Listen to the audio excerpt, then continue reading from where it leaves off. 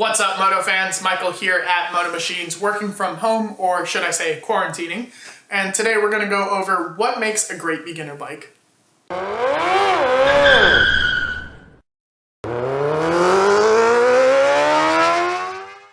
Right, so what makes a great beginner bike? Well, you know, there's a multitude of things. But first I'm going to give you a little background on myself. I started riding on a Ninja 250, went to an SV 650, and then a Yamaha MT10, and now I'm on a KTM Super Duke 1290R. So I've done the progression from beginner bike to a more advanced bike, and it's something that I highly recommend you do. I don't recommend going out and buying the fastest bike that you can afford right off the bat. You need a budget for gear, registration fees, licensing fees, all that other fun stuff that comes with owning a vehicle, including tax. Now, your first bike isn't going to be your last bike. Don't be afraid to outgrow your first bike. It shows that you've grown as a rider, you become a more confident and safer rider, which is better for everybody else on the road, including your friends and yourself, really. But don't be afraid to outgrow that first bike and buy something within budget. Make sure there's money left over to buy everything else, like I said prior, all that gear and stuff. It is important. I've had a number of crashes, and I can tell you that gear has pretty much saved me every single time, with the exception of my latest crash.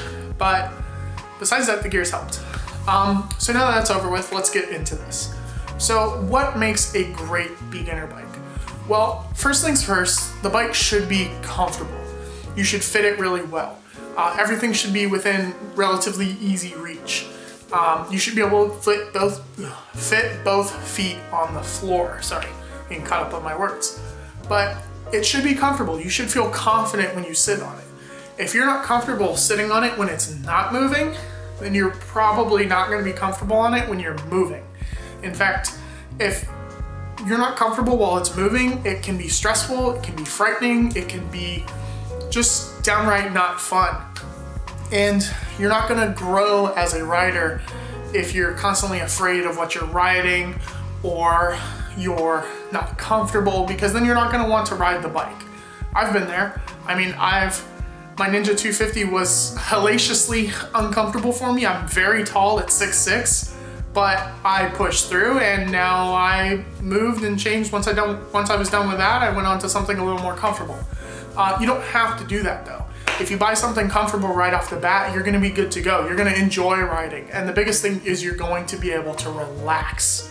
If you're not relaxed while riding, you're gonna have a bad time, literally, physically and mentally, and you're not gonna enjoy motorcycling if you're constantly tensed up and stressed out from the bike. The next thing that makes a great beginner bike is something with relatively low power. There's a couple caveats to this. If you have been riding bikes for a little bit, say you grew up riding dirt bikes, you're probably okay to be able to jump on something with a little bit more power. However, and this is for sport bikes specifically, because I have the most experience with sport bikes, so I'm able to provide the most input. However, with other bikes, I'm not as experienced, but based on what I know about the industry and everything else, I can kind of help provide some insight into what would be a somewhat decent beginner bike for the other categories, such as cruisers or ADV bikes, or even just big touring motorcycles. Pardon me. So there's a caveat to the sport bikes though. Specifically the Japanese inline 4 from any of the big four, the 600 cc's. There's Kawasaki, Yamaha, Suzuki, and Honda. All of the 600cc inline 4 sport bikes from those manufacturers are terrible beginner bikes. They are meant for the pros, really. They're race bikes with lights and street legal plastics, not street legal plastics, but with basically stuff that makes them road legal, and that is really it. They are race bikes with lights. That is pretty much it. And for that reason, they're not great beginner bikes. And even if you've been riding for a little bit already, I'm really not gonna recommend it to you. You're an adult, you can spend your money however you'd like, but I highly suggest staying away from those kinds of motorcycles. So you have the ZX6R, the GSX-R 600, the R6, and the CBR 600RR. I don't recommend those bikes for beginners, and I will refuse to do so. You're gonna get some varying opinions on that, but that's just mine. Take it with a grain of salt or however else you'd like to. So now that I've talked about those 4 bikes, with sport motorcycles specifically, anywhere from the 250 to the 700cc range, excluding the 600cc inline 4s, are gonna be really good beginner bikes. If you've been riding for a little bit, like I said earlier, the 500 to 700cc range is gonna be awesome for you. It's gonna have enough power to keep you entertained since you already know how to operate a clutch and control the brakes and modulate throttle and all that other good stuff, and you're already comfortable with how 2 wheels feel while moving and tipping and turning and all that stuff. The 507cc range is gonna be awesome for you. There's the Ninja 650, the MTO7, there's a couple, I forget off the top of my head, but realistically, or the CBR 500R, that's a great beginner bike, intermediate-ish bike. And then there's the CBR 650RR now that still has that inline 4 engine, but it's a little, power's brought down a little bit. It doesn't rev as high and whatnot. But say you haven't been riding for a little bit and you're completely brand new, anything from Kawasaki in the 250, 300, or 400 range is gonna be an awesome beginner bike. I started on that Ninja 250, it was fantastic. Made about 30 horsepower and it felt like a rocket ship. I wasn't used to being on 2 wheels and that thing felt super fast and I was not prepared for that. And then when I hopped on the SV650, I was like, oh, this thing's got a lot more pep. So I'm happy I started on that smaller motorcycle. However, everybody's different, and if you have some decent self-control, you can probably start on something a little larger. But if you know yourself and you don't really have a lot of self-control, maybe, try to stick to something a little smaller. Again, 250, 300, 400, 500, and 700-ish. 650s especially are great ones. You'll probably be fine. Right, so the other thing that makes a great beginner bike is something that's cheap. It should be cheap to buy, cheap to maintain, cheap to register. It should be affordable. Again, it's your first bike, not your last bike, and beginner bikes often hold their value tremendously, provided you don't buy new. They hold their value tremendously. So if you bought a beginner motorcycle like a Ninja 300 for about $2,500, $3,000, you could probably sell it for, again, that much. And then you have that same amount of money to go play with to buy your next bike. Don't be afraid to outgrow that first bike, and you could probably get back what you put into it, with the exception of registration fees and other stuff. But your first bike should be relatively cheap. My first bike I bought for $2,000, and had it not been totaled from somebody who, it was a hit and run basically, had it not been totaled, I probably would have been able to sell that bike for $2,000 again. And then I would have had that to play with, to go put towards something else. But I'm saying cheap because I don't recommend going out and buying something new. There is peace of mind to buying something new. You're getting something that somebody hasn't touched yet. They haven't done anything yet. You're gonna be the first owner generally, unless you're buying like slightly used, like with 2,000 to 5,000-ish miles. Realistically, you're gonna be safe. Like, the bike is gonna be covered. You're gonna be able to take it to a dealer if there's any problems. But again, that's something I don't recommend because people often outgrow their beginner bikes, their first bikes, relatively quickly. And you're gonna have a hard time getting your money back out of it because of the massive depreciation hit. So even though it might be a 2020, 2021 motorcycle with 0 miles that you paid $5,000 for, realistically, it's still a $3,500 to like maybe $4,000 bike. You're not gonna get your full money out of it, and that's why I don't recommend buying I don't recommend buying brand new motorcycles.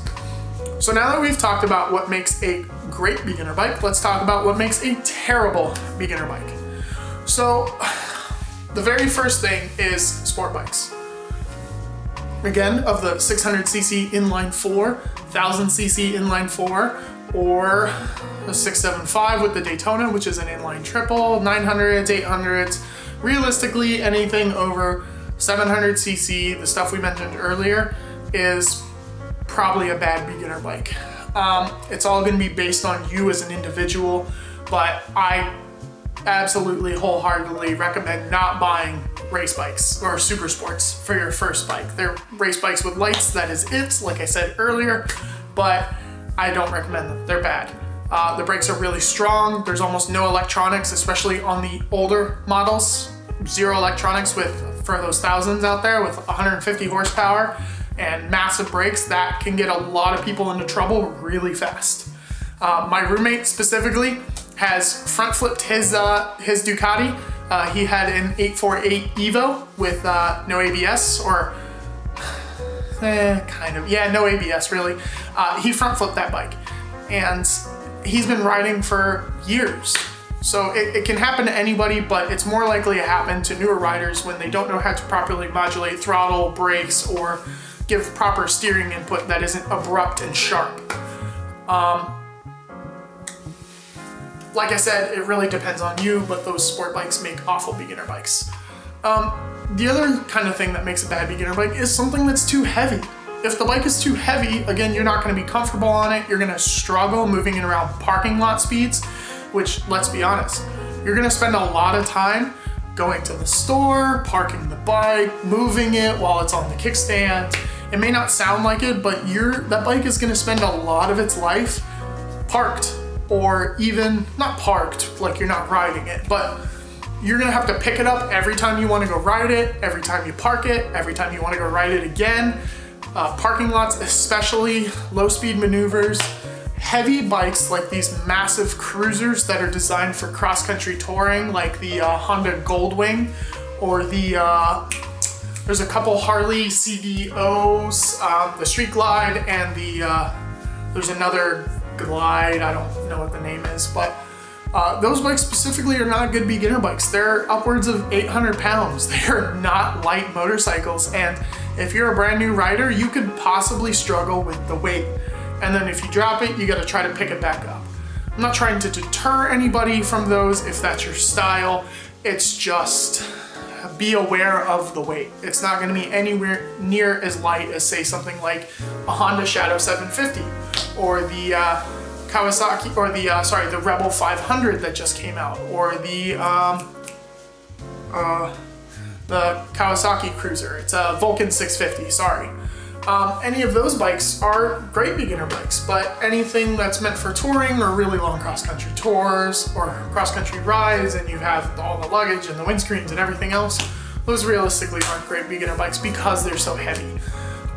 Another thing that's not a great beginner bike is like really tall adventure bikes, such as the Tiger 900, the BMW GS 1250, the Honda Africa Twin. Now, these bikes don't make a lot of horsepower compared to the super sports, specifically the Africa Twin and the Tiger 900. Those bikes make about 100-ish horsepower, whereas the BMW GS is, I think, a little higher at like 130-ish. And the KTM's about the same as the GS, about 1130, or 1130. Yeah, it makes 1,130 horsepower, 130. Those bikes, you're probably gonna struggle with the height a little, especially if you're a shorter rider. Now, me being at 6'6", I have zero issues with those bikes. They are incredibly comfortable machines for me. But if you're a new rider, you might struggle with the height a little bit. And if you're into the ADV segment and you want to start on an adventure-focused bike, look at the KTM Adventure 390, or the, what else is there? There's the GS 310, there's a couple others out there, I don't know them off the top of my head, but the G310, the GS 310, 300, and the KTM 390 are all great beginner bikes. That's exactly what they're designed for, and they're gonna fit that ADV segment really, really well for you. Well, that's all I got for you guys today. Thanks for listening to me ramble on about what makes great beginner bikes and what doesn't. Hopefully you found some of this information useful and you can apply it to yourselves. That was the goal of this. That's all I've got for you guys today. Ride safe and good luck finding that beginner motorcycle.